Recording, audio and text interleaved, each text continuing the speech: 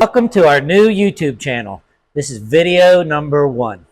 It's Etown Horsepower, which is the name of our channel and also the name of our company. This YouTube channel is about hot rods, cars. We flip them, we just tear them apart, we sell parts, buy them, sell them, and flip them. Seriously, flip them. I don't recommend that, by the way. Yeah, we try not to do that, at least not very often. Dyno them, test them, tune them, anything hot rods, and anything on wheels that's motorized. Yep. There's no telling what we'll get into, but we've been doing it for a long time, and we decided we was going to start us a channel. My name is Jason Willis. My name is Chris Wilson. One of the things that we're going to start the channel out with is drag and drive. I've been doing it for a few years now. If you don't know what drag and drive is, it's basically you drive your whatever you are dragging on the street. Drag and drive. What it consists of is trying to find who has the fastest street car. But you have to prove that it's a street car by going on a road trip. So everybody shows up at the first drag strip. You're not racing each other. You're just trying to get a time slip. You get the fastest time slip you can. You turn it into whoever the authorities are. Then you have to drive your race car to the very next track. You're allowed to pull a trailer, take all your tools and your tires along with you, but no support vehicles. And you get to the next track. They're usually about 200 miles away. And then you do it again. We have done it, or I have done it a few times. We'll show you the car that I've been doing that on, but the first few videos will be about our new drag and drive car that we're starting to fix up. This is Lucy, our current drag and drive car. Naturally aspirated 427 LS7 Corvette. It's had some success. It won its class in 22, had a monumental failure in 23, came in second in 21, and we plan on going again in 24. But it's always given problems, which is basically what all hot rods do. And it's not disappointing us right now.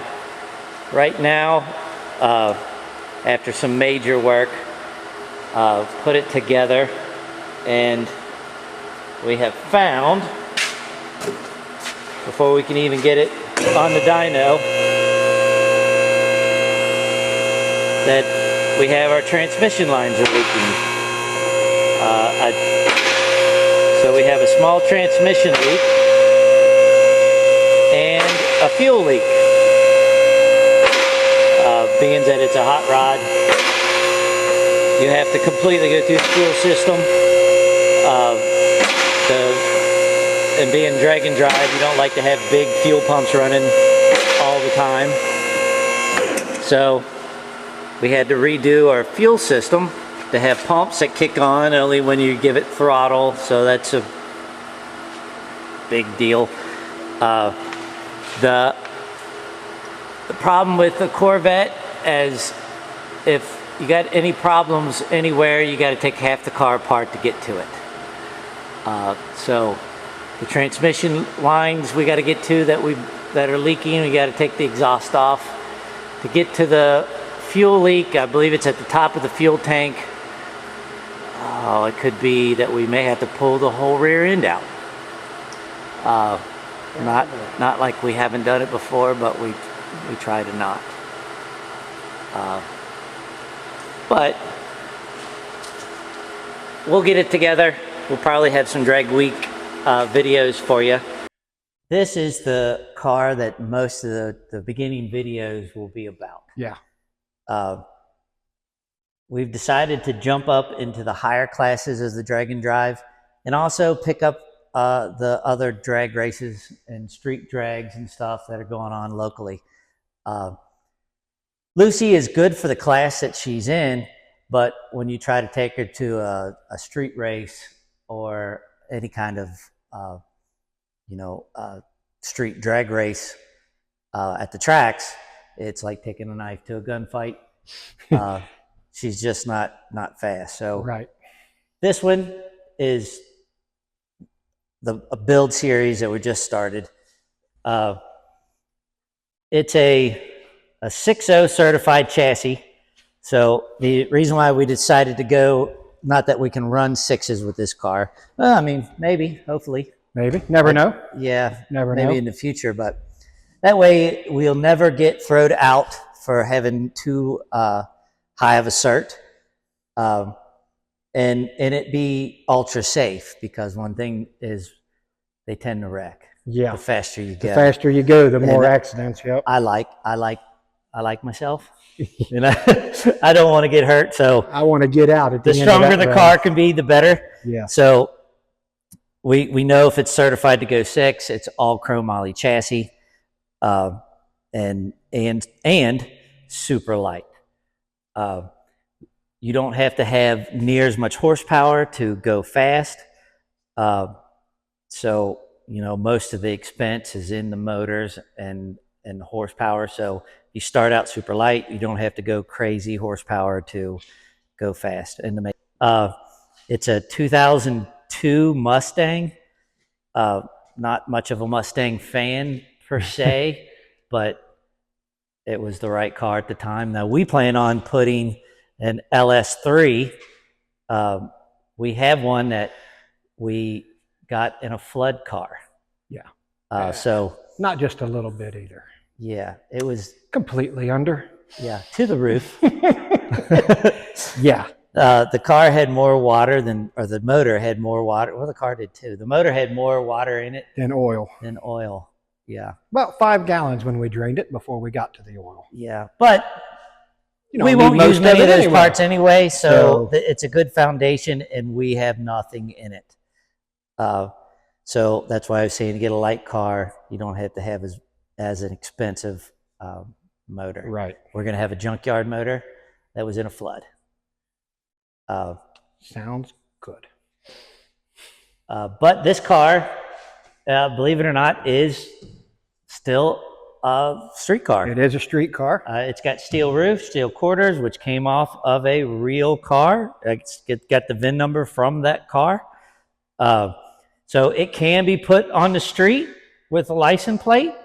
It's got a title, which is all that's a little ridiculous, but it does. So we have to make it street legal. Headlights, taillights, turn signals. That's just the beginning of a long laundry list this car has to be actually street legal again. Yeah. But that's the plan. We're going to drive this on the street. But it's new to me. Yes. Mostly we just use street cars. And street cars just go fast, easily. The tracks are so sticky. They grip and they go. Yeah, this is a little different. It'll be a different animal. So we'll show you around.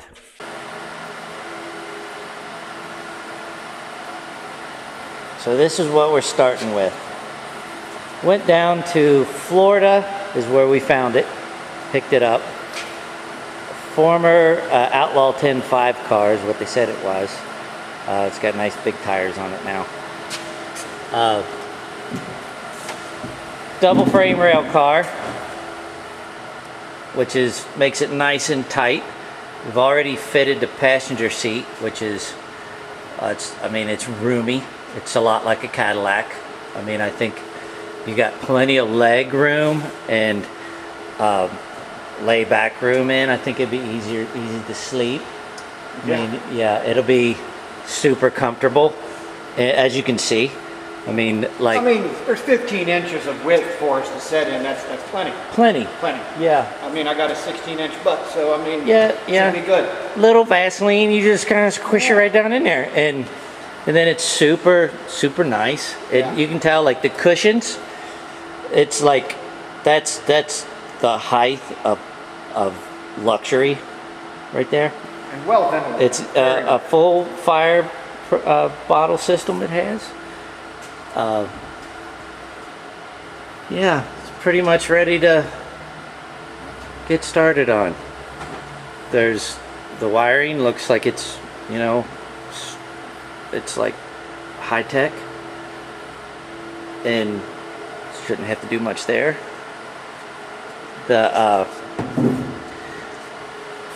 We got plenty of places to store all of our luggage when we take it with us. There's plenty of luggage space, and that's not even counting when we take the trunk off. Much more room there. Yeah, dual chutes. So when we get to a stoplight, you know when you get into the stoplight and you just can't quite make it yet. Yeah. You throw the chutes. Just throw the chutes out because the brakes probably ain't going to work right anyway. Yeah, well, they don't have much brakes. Yeah, so, you know, they're just real little. Yeah. Here, we'll show you those. I mean, I think you might have to use the parachute sometimes. That's all right. That's fine. You just get out and you pack it for the next stop. Yeah. You get really fast at it after a while. You get it done before the red light turns again. Yeah. It's like the fire drill. You get out, but instead of running around, you run back, pack the chutes. Yeah. But our the plans of mice and men. We'll see. That tire's not flat, by the way. He's doing a burnout right now. Yeah. So. Well, you can tell. Yeah. Smokeless. Yeah. Those are smokeless tires. Yeah, smokeless tires. Smokeless. And environmentally safe, friendly. Smokeless tires. These, on the other hand, are a little different. There's the front hood, so you can tell it's a Mustang.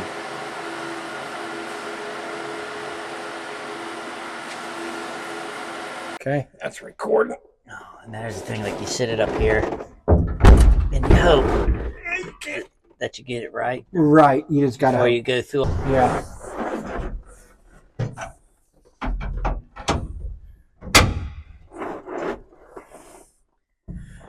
All right, thank you for watching the video for this long.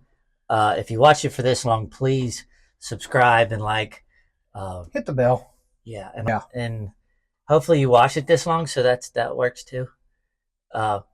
This should be a good build series. We got a lot of plans and a lot of directions we can go on this car. Yep. I don't know if even what engine we're using exactly. I mean, we could go big block, we could go LS. I mean, I'm steering towards LS with some turbos. 4L80 transmission, most likely. We'll be showing you that on where we take it to. There's a local place here that builds them. That does a really good job. They've done a few for me already. Same thing with the engine. You'll go along with the ride when we go to get that built. Yep. I've already talked with Tony at Bischoff Engines. So we kind of got a plan with what we're going to do with that. We got to get this car more comfortable. I don't know why it needs to be more comfortable myself. Yeah, I mean, it's pretty good the way it is. It's pretty comfortable. I mean, it's summertime that we're filming this, and it's at least 150 degrees in here. Yep. So, but that's fine. This car has natural air conditioning. It's true. We got these vent holes, and once you're going down the road, it probably won't be so bad. Yeah. And 150 is not bad. No. Not bad. No, not at all. It's way better than 66 at home in your air conditioning. Yeah. I'd rather be at 150. Yeah, I mean, who needs air conditioning? Right. Don't need it. So I'm glad you watched this long, and there should be some more videos coming shortly. And I appreciate any support you can give us, and please stay tuned. Absolutely.